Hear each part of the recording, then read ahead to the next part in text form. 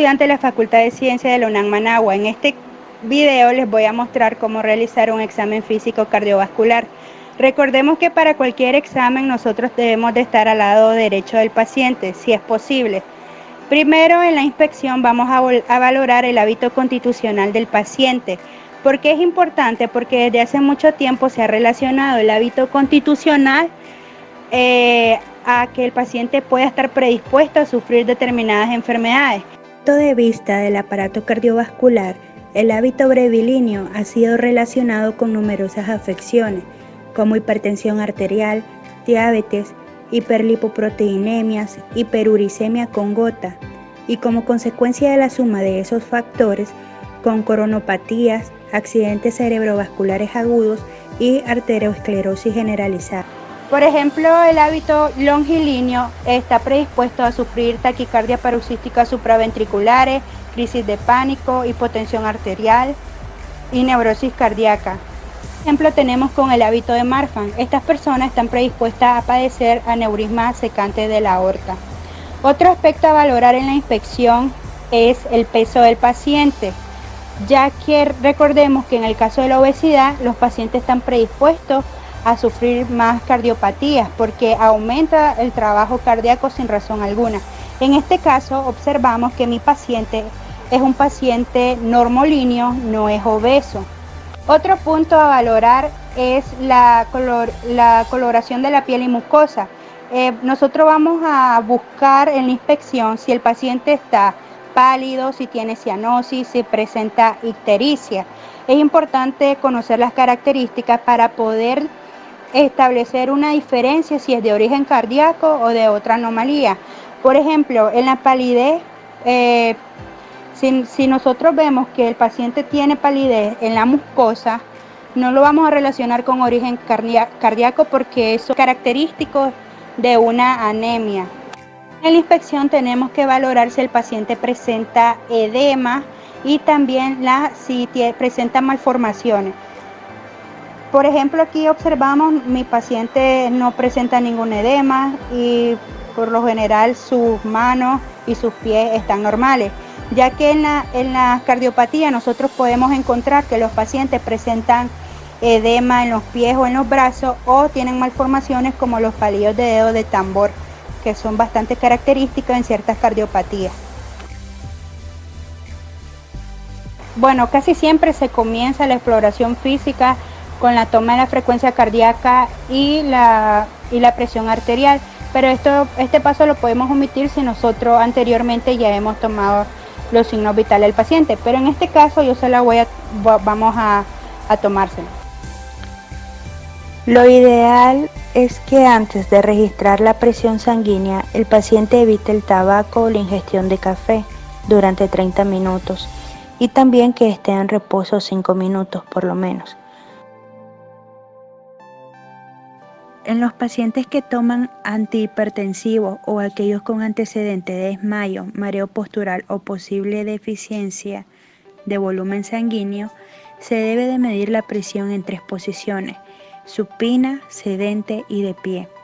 Lo normal es que al ponerse de pie, la presión sistólica del paciente caiga un poco o permanezca sin cambio, mientras que la diastólica aumenta un poco. Otra medición después de 1 a 5 minutos de pie detecta la hipotensión ortostática, que se pasaría por alto con las lecturas previas. Esta repetición es muy útil en los ancianos. En este caso, mi paciente tenía la presión sanguínea 120/80. Este es el rango óptimo. Cuando palpamos el pulso arterial, analizamos de manera sucesiva la anatomía de la arteria, la frecuencia o número de pulsaciones por minuto, la regularidad o duración del intervalo entre las ondas pulsátiles, amplitud o altura de las ondas pulsátiles, tensión o resistencia a la comprensión arterial, igualdad o comparación de las amplitudes de la onda, forma o característica de la onda pulsátil y simetría. La mnemotecnia que resulta de estas 8 cualidades es AFRATIVS. Se emplea como como regla para la descripción del pulso arterial. La exploración de las venas yugulares y sus pulsaciones permite estimar la presión venosa yugular y la presión de la aurícula derecha. Las pulsaciones yugulares internas permiten mejores estimaciones que las pulsaciones yugulares externas. Las venas y los pulsos yugulares son difíciles de ver en los niños menores de 12 años, por lo que tienen poco valor para evaluar el sistema cardiovascular en este grupo de edad. Para la exploración de las venas es necesario poner al paciente en una posición cómoda, con la cabeza un poco elevada sobre una almohada y los músculos esternocleidomastoideos relajados. También le vamos a decir al paciente que gire la cabeza un poco al lado contrario donde estamos examinando. Recordemos que para identificar las pulsaciones de las yugulares internas y las carótidas debemos conocer sus características. Por ejemplo, la vena yugular interna rara vez es palpable, mientras que las carótidas siempre son palpables. La yugular interna, sus pulsaciones son suaves, rápidas, ondulantes, por lo general con 2 elevaciones y 2 valles por latido cardíaco. Las carótidas, su empuje es más vigoroso con un solo componente externo. En la vena yugular interna, las pulsaciones se eliminan con la presión ligera sobre la vena, justo sobre el extremo external de la clavícula. En las carótidas, las pulsaciones no se eliminan con esta presión.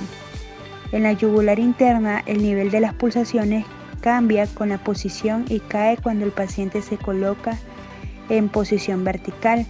En las carótidas, el nivel de las pulsaciones no cambia con la posición. En las yugulares internas, el nivel de las pulsaciones casi siempre desciende con la inspiración, mientras que en las carótidas el nivel de las pulsaciones no se modifica con la inspiración. Para medir las pulsaciones de la vena yugular debemos identificar el punto más alto de la pulsación. Luego, con una regla graduada en centímetros, medimos la distancia vertical entre este punto y el ángulo external. Colocamos la regla en ángulo external y alineamos con algo de la habitación que sea vertical. Luego colocamos un objeto rectangular largo, como un bajalengua, en ángulo recto exacto con la regla. Este objeto contribuye a la línea horizontal. Lo movemos hacia arriba o abajo sin perder la horizontal, para que el borde inferior descanse en la parte más alta de las pulsaciones yugulares, y leemos la distancia vertical en la regla y redondeamos la medición al centímetro más cercano. Presión venosa medida en más de 3 o tal vez 4 centímetros por arriba del ángulo external se considera elevada. El punto más alto de las pulsaciones venosas puede estar abajo del nivel del ángulo external. En esta circunstancia, la presión venosa no está elevada y pocas veces es necesario medirla. En la palpación nosotros podemos sentir el pulso apical. Las características del choque de la punta ayudan a estimar el tamaño del ventrículo izquierdo, y el impulso paraesternal izquierdo sugiere el crecimiento del ventrículo derecho. En ocasiones la palpación revela un S3 o S4. El primero o segundo ruidos cardíacos acentuados y las pulsaciones exageradas de la aorta o la arteria pulmonar. Además, un soplo cardíaco intenso puede originar frémito palpable. Las técnicas adecuadas facilitan estas observaciones. Por ejemplo, que haya una iluminación tangencial mejora notablemente las probabilidades de ver impulso. Para sentirlo debemos de usar los pulpejos de los dedos, mantener la mano plana u oblicua en relación con la superficie corporal. Una presión ligera para el S3 y S4 de tono grave y una presión más firme para el S1 y S2 de tono relativamente más alto.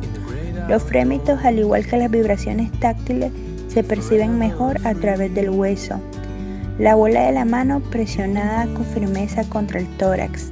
Tal vez sea mejor sentir los frémitos después que la auscultación reveló un En el caso de la auscultación es importante que vayamos en busca de soplos cardíacos, si es que el paciente lo tiene.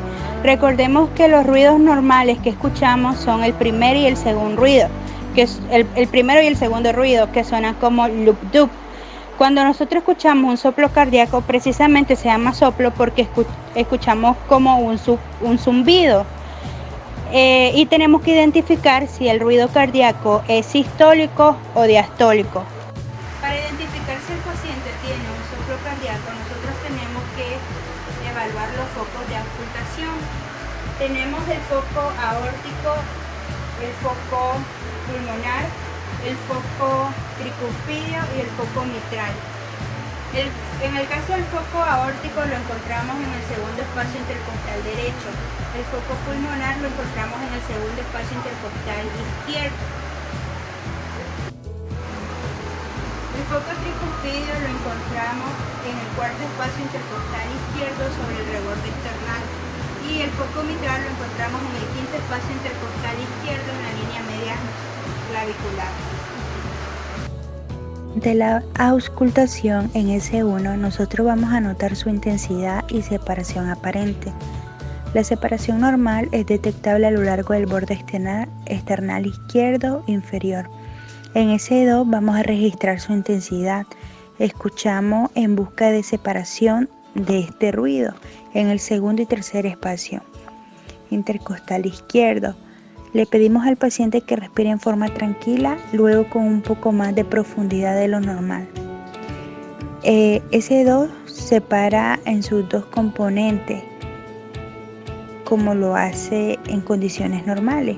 Si no es así, solicitamos al individuo que respire con un poco más de profundidad o que se siente. Escuchamos nuevamente. Si la pared torácica es gruesa, es inaudible el componente pulmonar de S1. He finalizado el examen físico y mi paciente no presenta ninguna anomalía cardíaca. En la inspección, como pudimos observar, él se encuentra normal, no presenta coloración, no presenta edema, no presenta cianosis. Es un paciente normolíneo, tiene un peso bueno para su estatura y su edad. En lo que es la palpación, no se palparon masas, tampoco se palpó algún latido. En la palpación de los grandes vasos, en el caso de la vena yugular, pudimos observar que no hay regurgitación de la vena yugular, está normal y su pulso carotidio es el normal. En la auscultación no encontré ningún soplo cardíaco, está normal. El latido apical también lo pude presenciar en el quinto espacio intercostal izquierdo sobre la línea media clavicular. Recordemos que ese es su punto exacto. Recordemos que en los niños nosotros lo podemos auscultar en el cuarto espacio intercostal izquierdo y no va a haber ningún problema. También pude escuchar el desdoblamiento del segundo ruido normal. Una buena exploración cardiovascular requiere más que observación.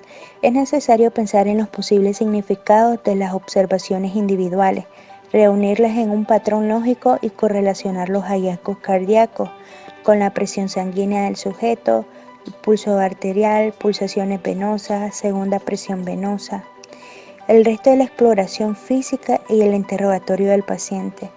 La evaluación del soplo sistólico común ilustra este punto. Por ejemplo, al examinar a un adolescente asintomático, podríamos escuchar un soplo mesosistólico grado 2-6, localizado en el segundo y tercer espacio intercostal izquierdo.